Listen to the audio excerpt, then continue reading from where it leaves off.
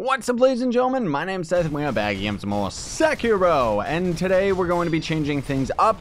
I actually am using a mod that is pretty much just going to end up giving our character super duper speed. You can actually use this mod to both increase and decrease Sekiro's movement speed and his attacks and everything like that, or just the game itself. Now, the reason that I ended up doing this is because, in all honesty, guys, I would not have beaten the game. And I'm sorry that this is just going to probably come as a bit of a shock for those of you that have invested into this series.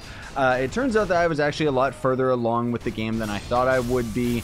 If we would have gone for the bad ending, I would have ended up getting through it very, very quickly. But instead, I ended up going for the good ending. And as we ended up defeating the Dark Spirit Monk, whatever, you actually get the swim ability. So that could have ended up opening up a lot more to explore in the world. As we end up going back to Isshin Castle, we end up finding out for some weird reason that our father Owl is still alive, and well, for no reason whatsoever, we got beat his butt. This is where we could have actually chosen the bad ending, where we would have sided with our father who wants to kill the prince or something like that, and then we would have had to do a gauntlet of like 2 bosses in a row, which seemed altogether like super duper difficult. But if I knew that I was that close to being done with the game, because if we went for the bad ending, that would have been it. We would have been finished. Instead, we ended up going for the good ending, where I made my choice with him, against him, and then we go back into our memory world here, because in the estate zone we can actually end up fighting Owl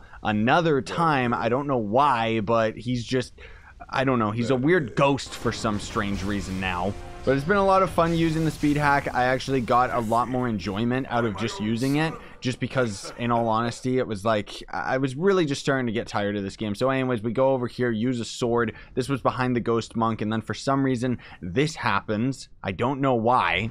The rope dude carries us over to the area where we end up fighting the actual monk, and he's got like 3 health bars. There's a strat you can use to end up getting a stealth kill on him. And I was generally looking up a lot of different speed runs for Sekiro, because I was trying to end up getting through this game as soon as possible, because I just wasn't really enjoying it. Overall, my experience with this game is just kind of an average experience. I would say that 60% of the game I enjoyed, and then the rest of it, that extra 40%, I just didn't have a good time with this game at all. I feel that the combat, though really fast and fluent and cool, was a little bit clunky because of the fact that almost every enemy in the game is like 10 times faster than you. And generally, I just didn't feel like Sekiro was a powerful character. I felt like he was really, really weak. And throughout the game, you're getting all of these upgrades and stuff like that by fighting bosses and mini bosses, but it's not enough of a reward, because throughout the game, I just found that you don't really end up ever getting to a point where you feel overly powerful, which I understand that that's what they're going for.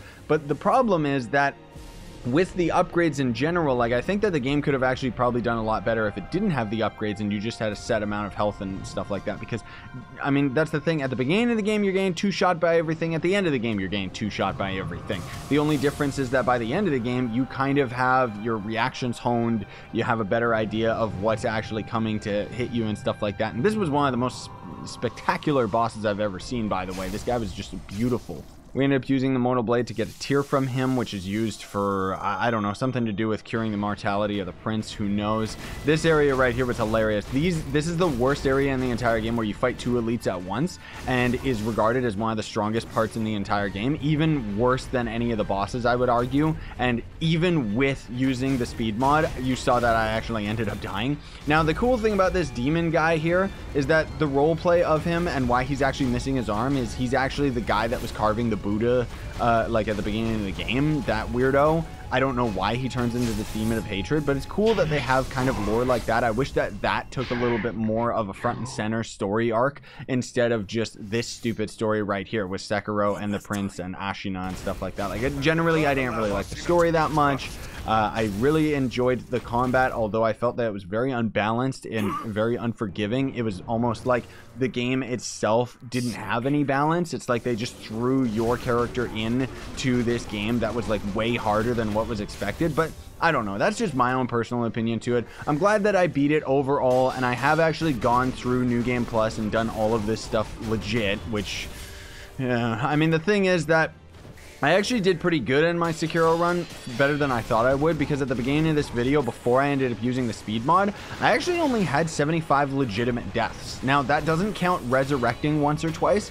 That's the legitimate death where you cannot end up reviving anymore. So that's like a full-on game over and have to load your file or whatever, right? So that's pretty good to get up to the Fated Monk with only 75 deaths. And the difference of if I ended up actually going through the process of fighting all these bosses and stuff like that, it would have just been hours upon hours of exactly what I just did right here in the course of like a couple minutes. And I mean, granted, I've cut this video down quite a bit, but still, I just didn't want to actually have that trade-off of spending hours of my time on a game that I just generally wasn't enjoying. So anyways, thanks for watching. Very much appreciate it. Hope you guys enjoyed the Sekiro series, and thanks for your support throughout it. But that's gonna do it for me. I'm still looking forward to whatever FromSoft has for their next game, but it better have multiplayer because I like playing these games with my friends because it relieves a lot of the tension, and then otherwise the game itself I just found to be kind of a wonderful mess. You know, there was positives, there was negatives, but overall for me, I didn't really enjoy my time with this game, honestly speaking. I felt that it was really poorly designed in terms of balance, but that's just me. Let me know your opinion in the comments. Either way, thanks for watching. Sayonara and stay epic, everybody.